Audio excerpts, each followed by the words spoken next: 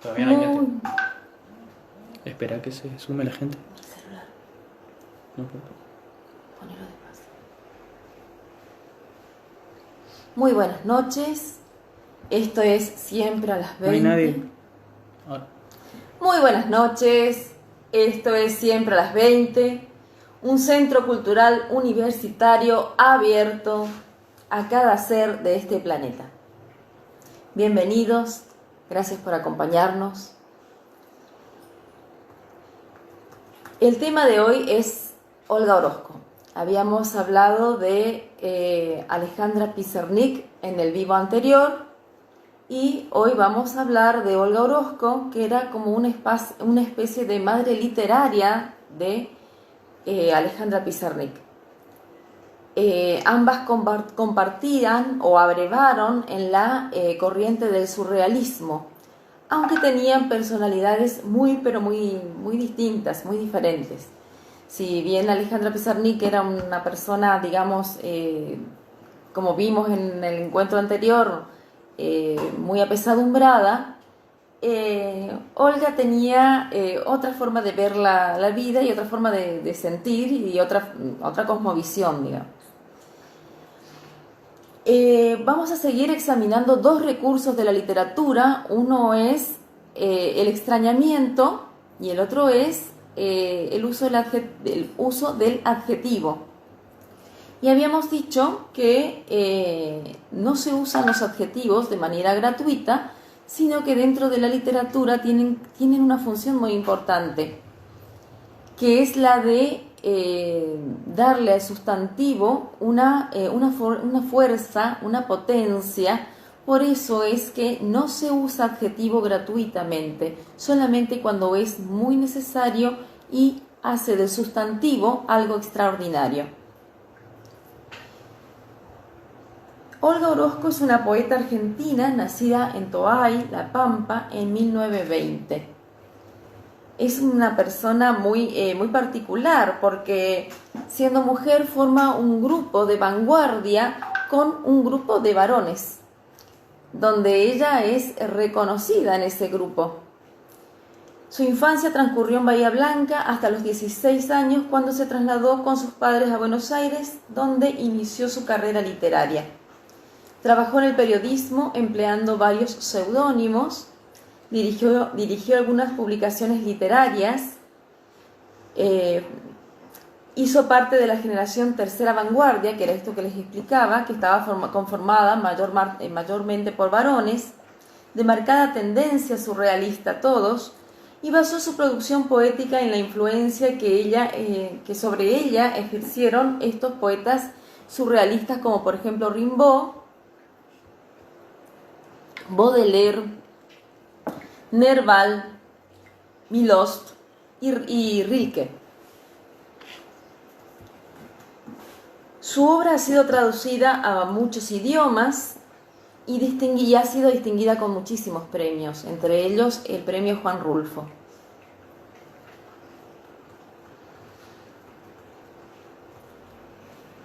Sus obras más importantes: Las Muertes, de 1951, Los Juegos Peligrosos, que a mí me interesa particularmente los juegos peligrosos porque ella era tarotista, escribía horóscopos y bueno, y eso es lo que la hacía muy interesante al grupo al que ella pertenecía. Generalmente cuando ella acudía a reuniones le pedía que tirara las cartas.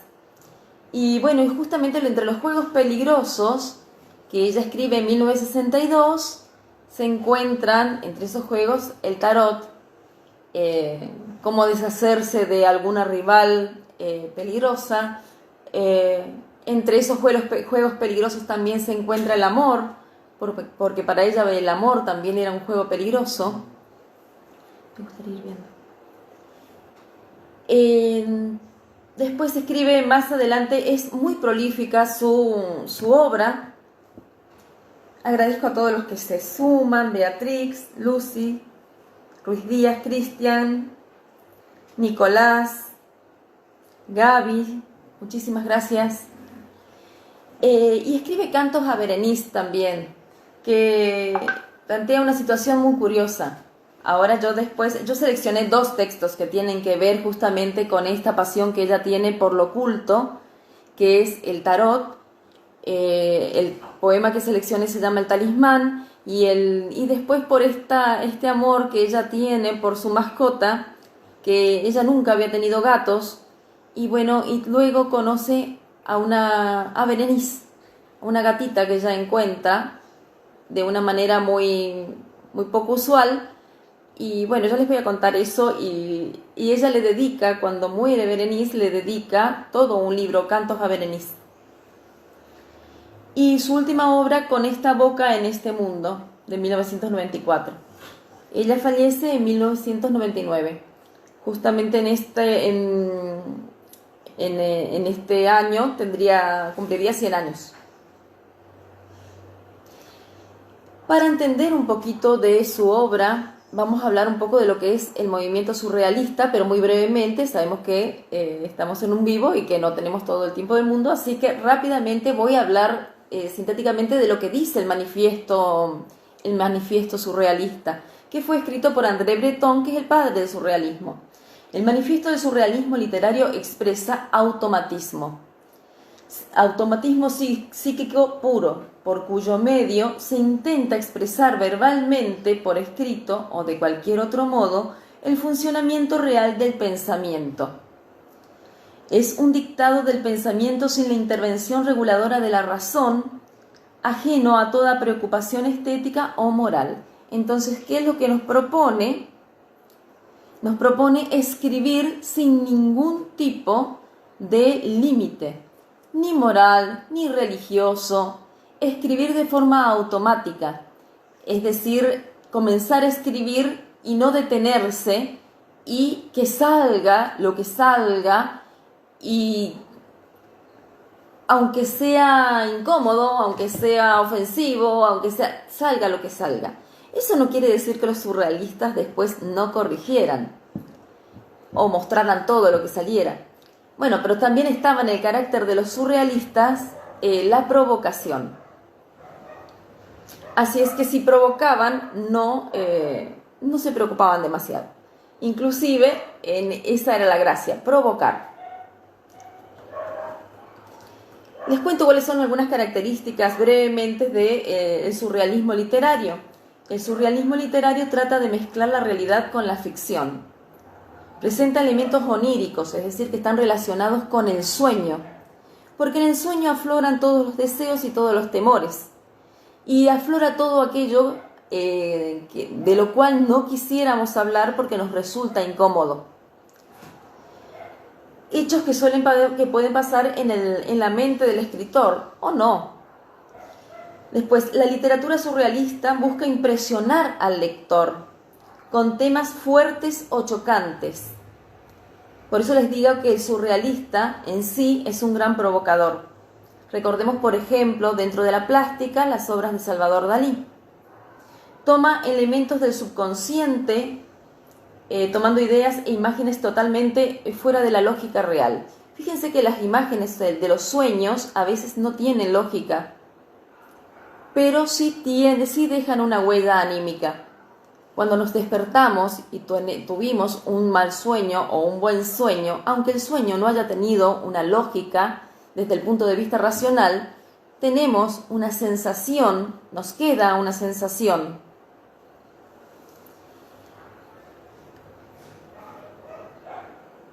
Otra de las características es la influencia del psicoanálisis, que justamente estaba en pleno auge, y la asociación libre. En la literatura como técnica terapéutica es parte de las ideas del escritor.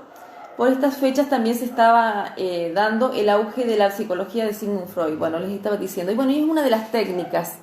Yo siempre les propongo dentro del taller hacer actividades, no siempre, pero en algún momento, que tengan que ver, y les voy a proponer a ustedes, y espero que se animen, a buscar, por ejemplo, sustantivos dentro del diccionario, sustantivos que a ustedes los impresionen, que les causen un efecto especial, no un sustantivo como casa, mesa, no los concretos, por ahí otros, y que los asocien con adjetivos insólitos a los que no estén unidos en general o generalmente no estén unidos a esos adjetivos. ¿Qué solemos decir de una flor, por ejemplo? Flor hermosa, flor perfumada.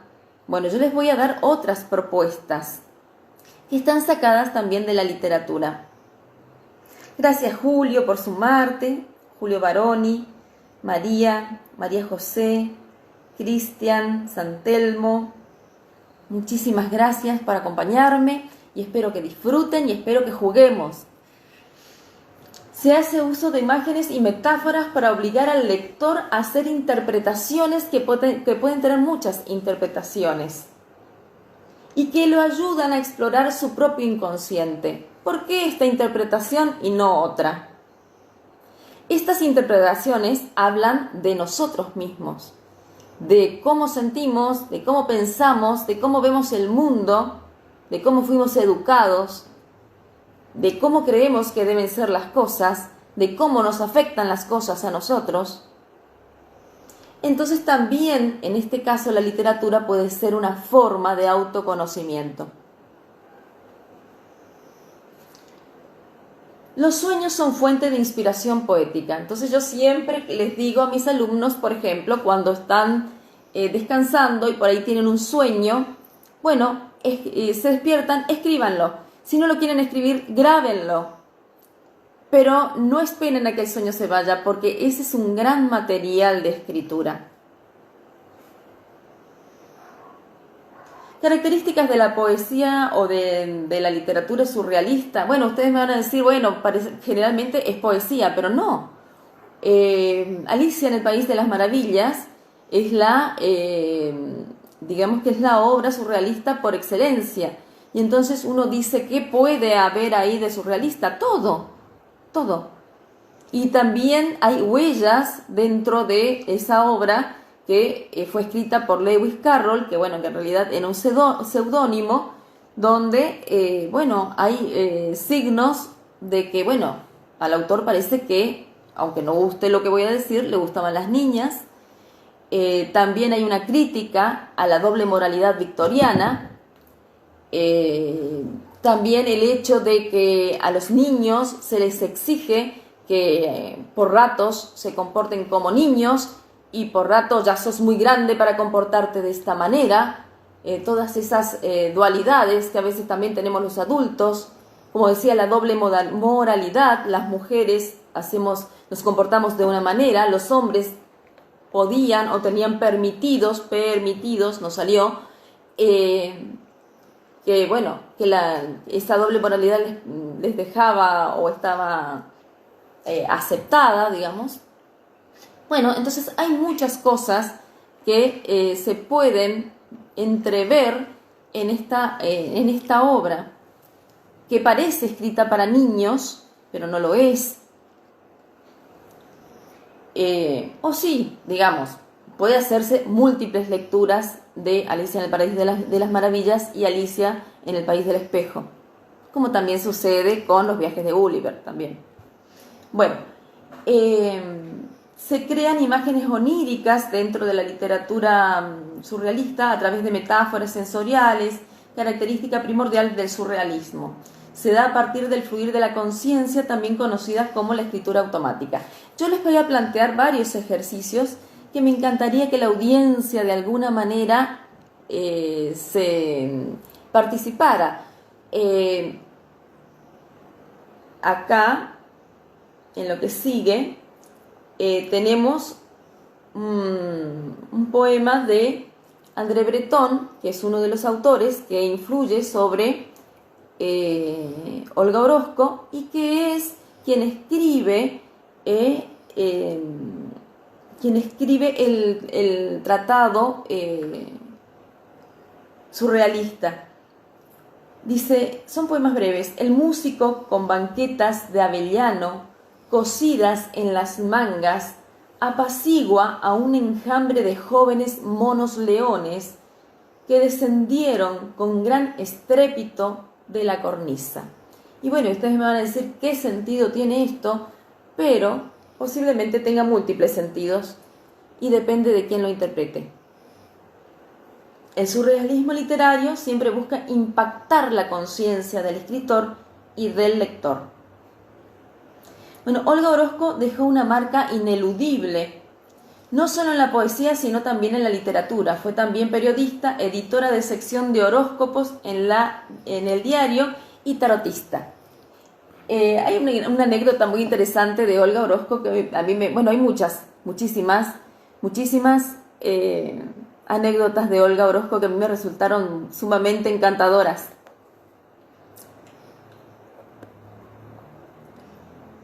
Ella cuenta en un documental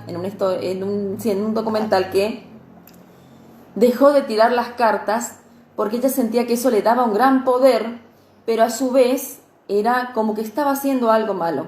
Y eso se lo dio a entender justamente un sueño en el cual ella estaba en un banquillo de acusados, en una gran corte donde había gente de distintas épocas vestidas a la usanza renacentista, a la usanza medieval, a la usanza de distintas épocas, y todos tenían algo contra ella. Todos la acusaban, a pesar de que ella no podía oír lo que le decían. Todos la acusaban de haberles prometido algo que no se había cumplido. Y bueno, y eso le produjo un gran horror. Ella dice que se despierta con un gran grito. También cuenta que usaba el tarot como forma de comunicarse con la divinidad y que, encontró otras formas de comunicarse con la divinidad a través de la plegaria y de la poesía. Bueno, también cuenta ella cómo conoció a su esposo, a su segundo, que era Valerio Pelufo, y comenta que, el señor estaba interesado en ella y le ofrece ir a una reunión. A la anfitriona le pide que la invite a la reunión y entonces le pide que lleve las cartas y también le pide a ella que le lea las cartas. Y ella le lee las cartas. Él había tenido una decepción amorosa. Entonces ella le dice que no se preocupe, que una mujer morena, de ojos claros, muy tolerante, muy comprensiva y muy buena persona se iba a cruzar en su camino. Él terminó siendo el esposo de ella. Y cuando ella hacía algo que a él no le gustaba, le decía, mira vos cómo te describiste, ¿eh? Así anécdotas así muy, muy interesantes. Como les decía, ella tiene esto de una gran influencia surrealista y ambos jugaban a esto que se llamaba el cadáver exquisito. El cadáver exquisito es un tipo de poema, pero no solamente tiene que ver con la poesía, sino también con la plástica. Es cuando un poema es empezado por una persona, se cubre la mitad del poema y se deja un verso para que lo continúe otra persona, y luego se cubre una parte del poema que ha escrito la otra persona y se deja un verso para que lo continúe otra persona, y así, hasta que luego se arma un poema colectivo. Lo mismo se hace con los dibujos. Lo inicia el dibujo una persona, por ejemplo, lo empezaba ella, cubría una parte, dejaba una parte al descubierto y él terminaba. Y había una sincronía entre ellos tan fuerte que armaban dibujos tan hermosos que terminaban siendo a veces las portadas de sus libros. Seleccioné para que ustedes conozcan la obra de Olga Orozco. Obvio que es muy poco, pero dos poemas, uno que habla de El Talismán y otro que habla de Berenice, que es otro de los amores de Olga Orozco. Olga Orozco y Valerio Pelufo no tuvieron hijos, pero tuvieron a Berenice. Orozco dice de sí misma, con sol en Piscis y ascendente en Acuario y un horóscopo de estratega en derrota y enamorada trágica nací en Toay. Así empieza ella sus anotaciones para una autobiografía. Así se presenta. Para muchos Olga Orozco es una poeta surrealista, más allá de haber formado parte del grupo literario Tercera Vanguardia junto a otros autores como Oliverio Girondo, que también era surrealista en muchos aspectos, ¿sí? Y Ulises Macera. Tamara Kamenstein, en el prólogo de la poesía completa de Orozco, la describe de esta manera, describe su relación con el surrealismo de esta manera: un asombro en relación al descubrimiento del inconsciente. Y hay un poema de ella que se llama Para hacer un talismán.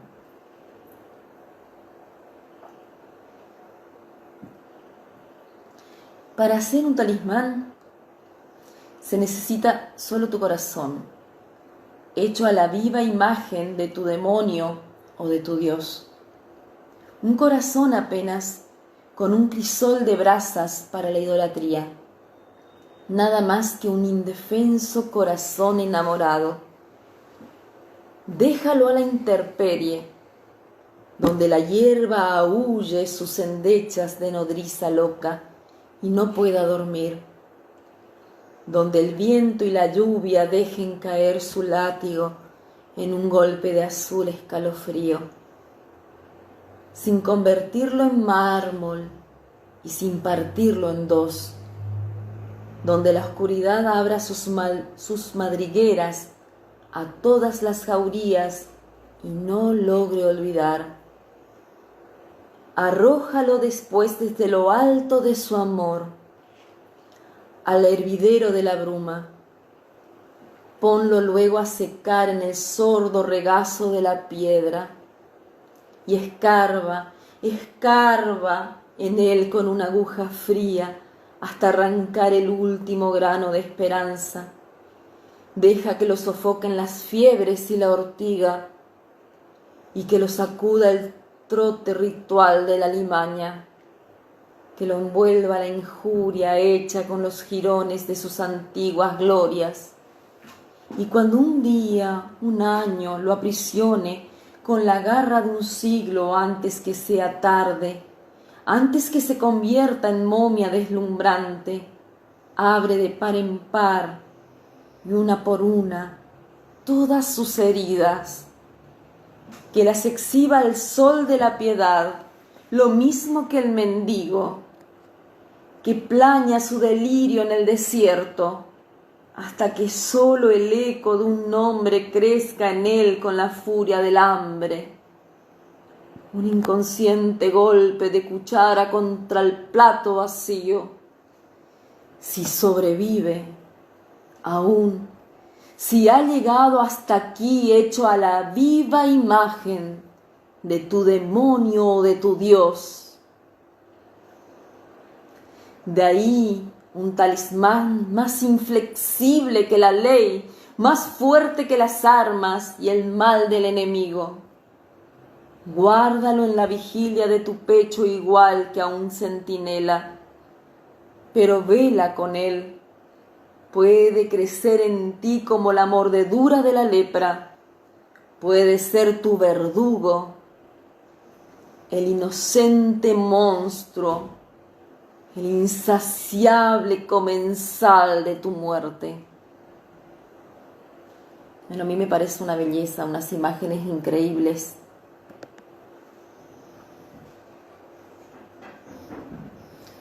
Bueno, Carla, pero no voy a decir. Maite Prieto, bienvenida. Majo, bienvenida.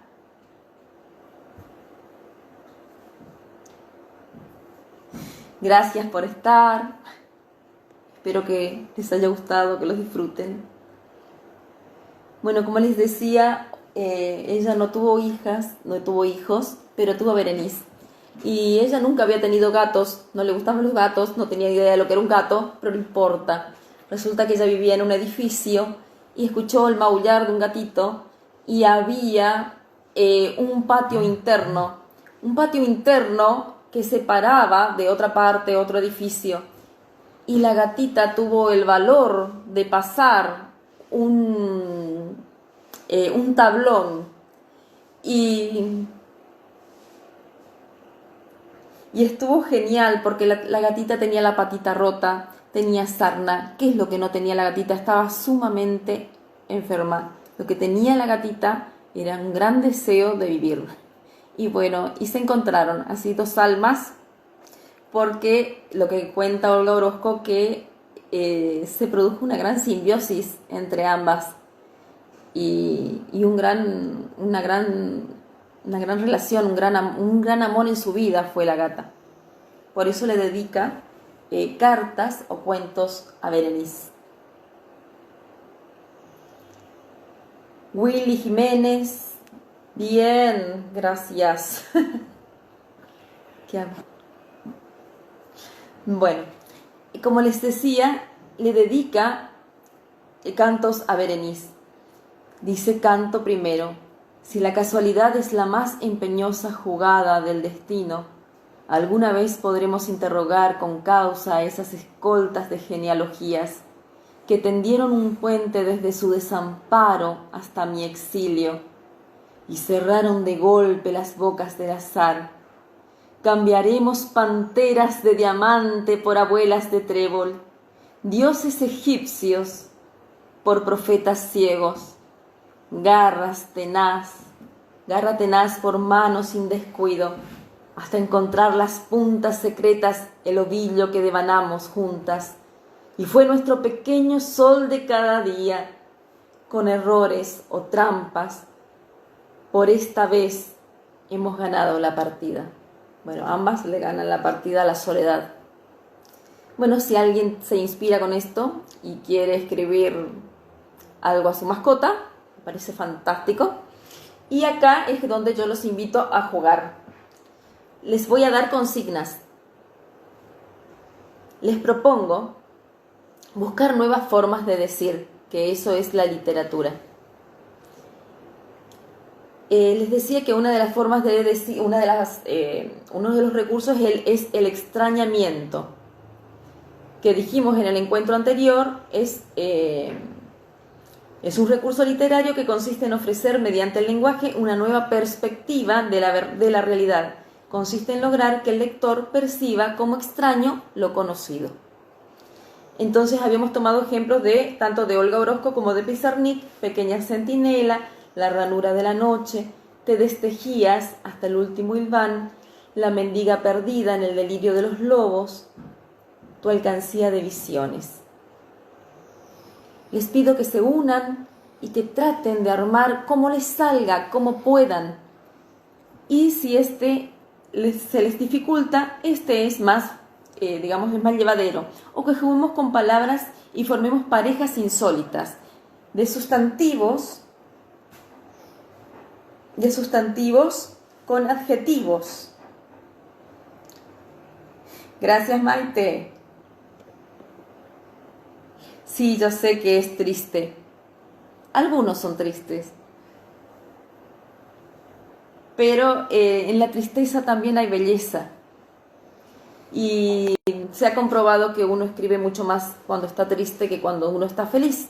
Cuando uno está feliz, vive. Por ejemplo, telarañas voraces. Fíjense esta imagen, telarañas voraces. No es un adjetivo voraz que suele acompañar a telarañas, ¿sí? Fíjense qué buena que queda esa imagen. Entonces agarren un diccionario, busquen 5 sustantivos y acompáñenlos de 5 adjetivos insólitos. Por ejemplo, flor cruel. Sabemos decir flor perfumada, flor hermosa, flor roja, flor bella, pero flor vampira. ¡Qué imagen! Está buenísima. Noche solar. Ahí tenemos una antítesis, una oposición entre el sol y el sol, entre la noche y el sol, y está muy buena. Días animales, esa está brutal, me encanta. Y eso hace la literariedad, que es la característica de la literatura. ¿Qué es la característica de la literatura? Lo que hace que sea un lenguaje distinto al resto de los lenguajes.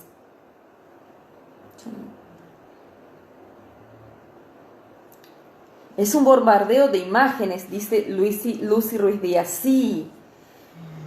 Insospechada ternura en la tristeza, eso me provoca. Eso está genial, eso de encontrar ternura en la tristeza también está buenísimo. Va un ejemplo, el laberinto abierto del encierro. Fíjense la antítesis, muy bien. Cuánta sapiencia guardada, velada. Eso del laberinto abierto del encierro, qué bueno que está. Fíjense, es una antítesis porque el laberinto está abierto, pero a la vez está cerrado. Y a veces nos sentimos así. Tenemos tanta libertad, pero al mismo tiempo nos sentimos presos porque no sabemos qué hacer. Qué buena manera de expresarlo. Matías, ¿por qué a veces decimos como crítica es muy literal el término, se refiere a otra cosa? Y no sé en qué contexto está, Matías. Tendría que verlo. Tendría que ver en qué contexto está ubicada la expresión como para poder explicar. Tomar algo en sentido literal es tal cual se está expresando. Y tomarlo en sentido figurado es ir más lejos, implicar otras cosas más de las que están dichas ahí. Bueno, entonces los invito a hacer esto. Tomen un diccionario y déjense hablar. Anoten esos sustantivos que a ustedes les produzcan las sensaciones más fuertes. Luego repitan el procedimiento y acompañen esos sustantivos con adjetivos pocos frecuentes, pero que junto a esos sustantivos potencian los sentidos creando imágenes vitales. Eso que decía Maite, bombardeo de imágenes.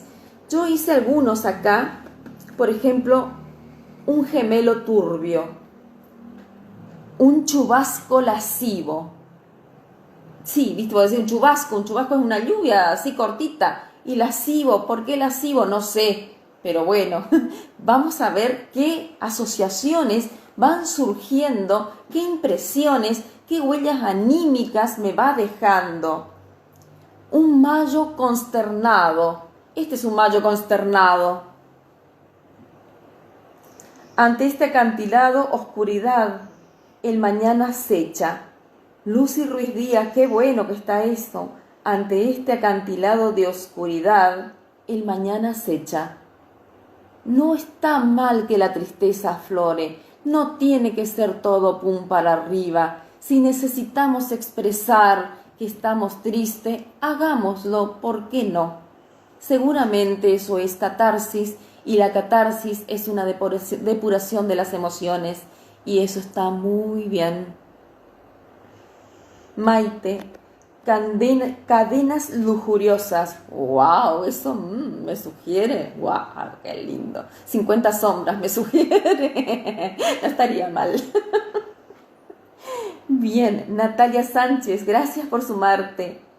Gracias a todos los que están participando. Bien, seguimos. ¿Qué más? Les decía, por ejemplo, una rutina edulcorada. ¿Vieron cuando la rutina ya nos tiene podridos? Y bueno, y nosotros tratamos de endulzarla con alguna cosa, así que para hacerla más llevadera, ¿sí? Se ríe Maite. Fanny, bienvenida. Una tristeza escarpada. ¡Qué buena imagen! Porque es una tristeza que nos cuesta subir. Me hace acordar al mito de Sísifo, eso de llevar la piedra hasta arriba y bueno, y que vuelve, y que la tenemos que volver a subir y que vuelve. Bueno. Juan Gabriel se unió, bienvenido. Tu pendeja también se sumó. Dice acá, yo no sé. Yo repito. Bienvenida.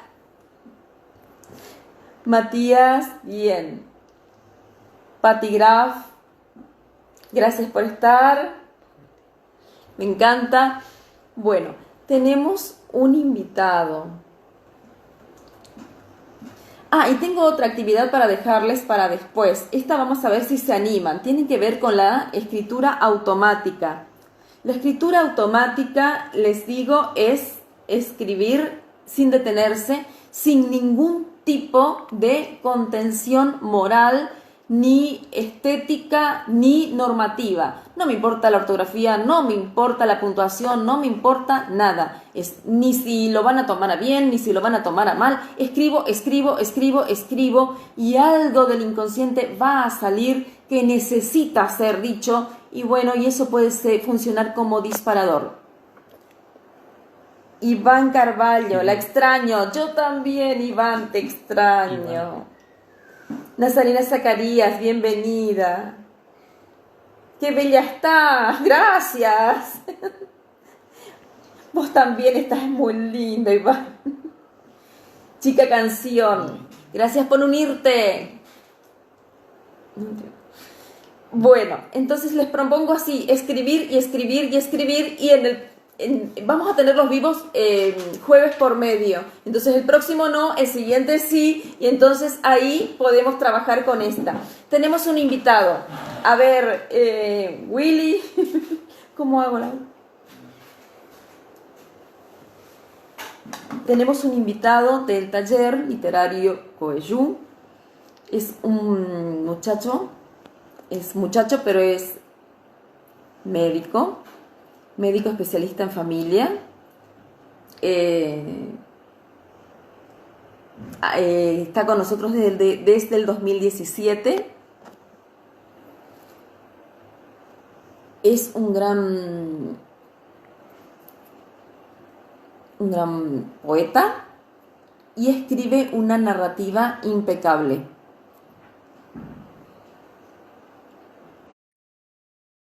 El dios de la internet está con nosotros.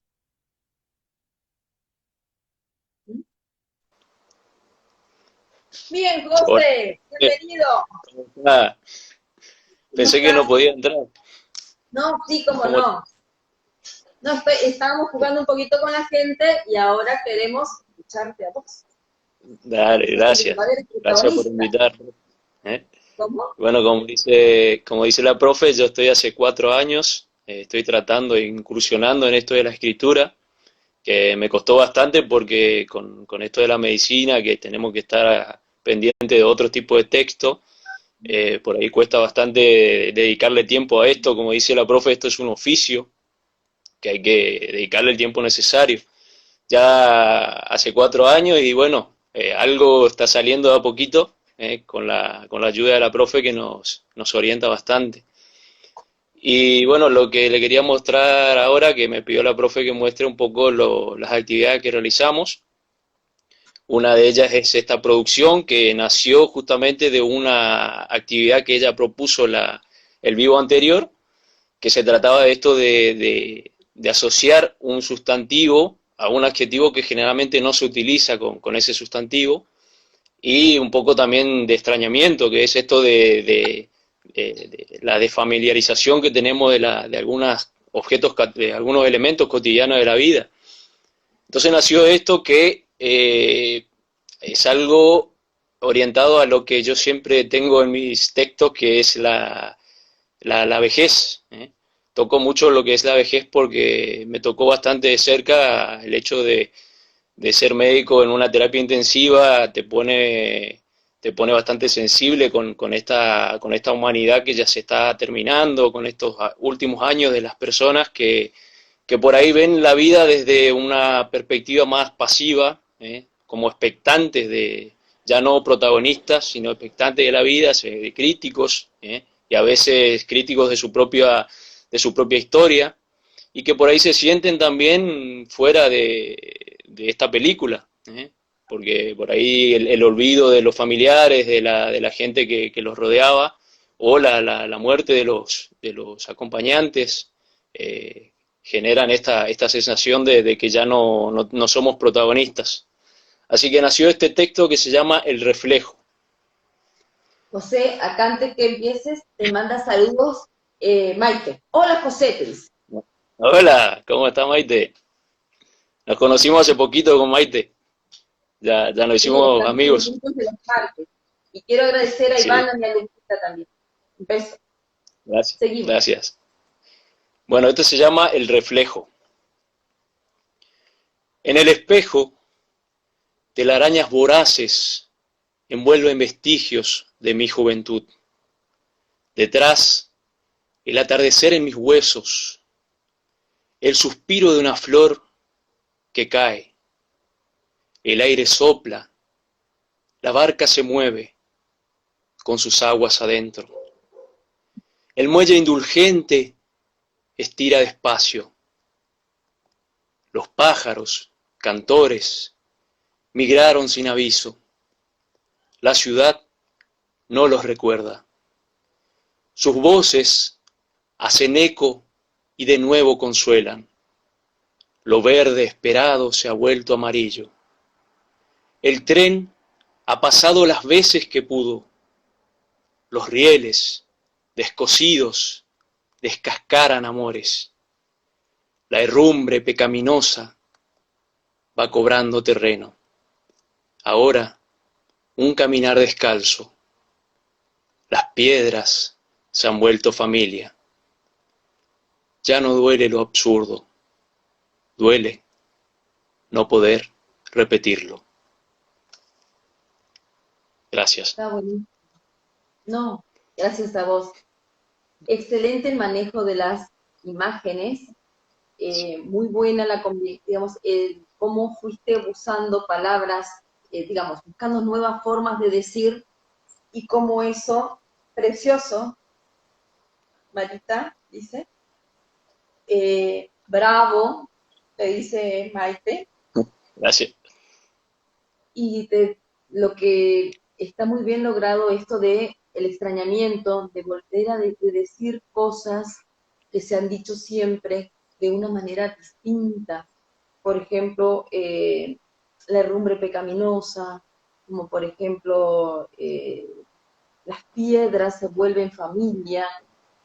Está muy bien el manejo que hiciste de los recursos, pero eso no es algo que se da de golpe, sino que primero hay una escritura, como decimos siempre, una escritura que surge rápidamente, así como la automática, y luego uno va viendo cómo puede buscar forma de eso que está plano, convertirlo en algo que, digamos, eh, lo incentive, lo mueva, lo conmueva al lector, que conmover no significa hacerlo reír o hacerlo reír o llorar, sino hacerlo Claro. pensar.